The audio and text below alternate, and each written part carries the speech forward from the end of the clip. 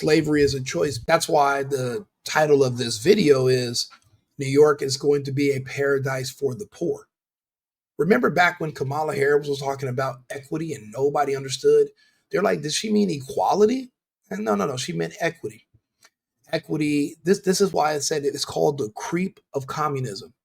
She was proposing this years ago. When you put these proposals out there, it can literally, in small increments, change the mindset of a normally rather reasonable person. She started to warn people up into the fact that maybe it might be better for you if instead of you being poor and then other people being rich, how about we just make everyone around you equally poor?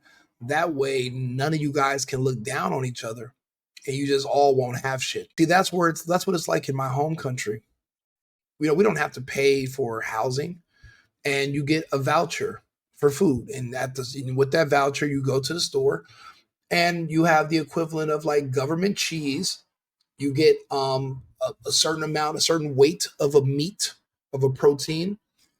You get bread, and that's your rations. And you're going to figure out how to cook and make that stretch for the week. But you don't got to pay for housing, and you don't really got to pay for food. And if you do work, the average Cuban makes on average about $17 a month. There's no Cubans there, just foreigners, because the ticket's about $300. That's most of the year's salary. That's more than a year's salary for the average person from the island. There are more people than you think that want to be slaves. After watching a communist become elected in New York City, and then a communist mayor in Atlanta offer to do rent freezes just so he can get reelected today, I start to realize that slavery is a choice.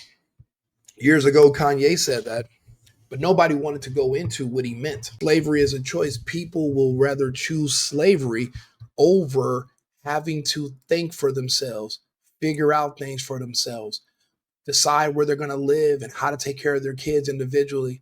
Responsibility is hard, but slavery is easy.